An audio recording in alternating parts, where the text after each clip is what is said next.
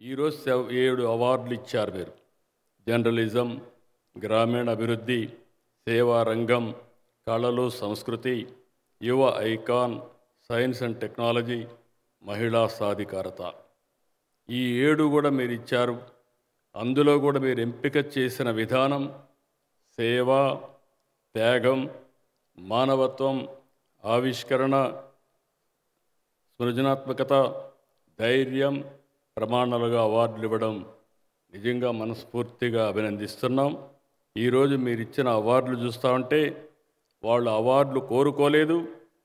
తమ శక్తి మేరకు రామోజీరావు గారు లాగానే వారు సేవా కార్యక్రమాలు కానీ సమాజం కోసం పనిచేశారు. వారిని మీరు గుర్తించిన దానికి మనస్ఫూర్తిగా అభినందిస్తున్నానని చెప్పి కూడా నేను మీకు తెలియజేస్తున్నాను.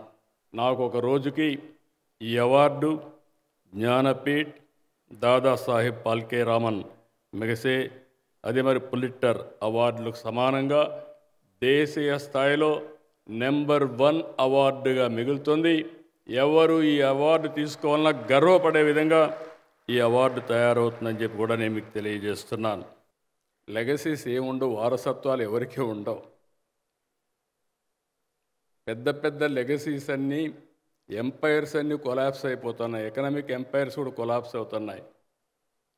కానీ ఆయన సృష్టించినటువంటి వ్యవస్థ విలువలతో కూడిందే కాకుండా సమర్థత, ఇంకొక పక్కన అన్నింటికంటే ఆయన పెట్టిన పెట్టుబడి చూస్తే మనుషులపైన పెట్టుబడి పెట్టాడు.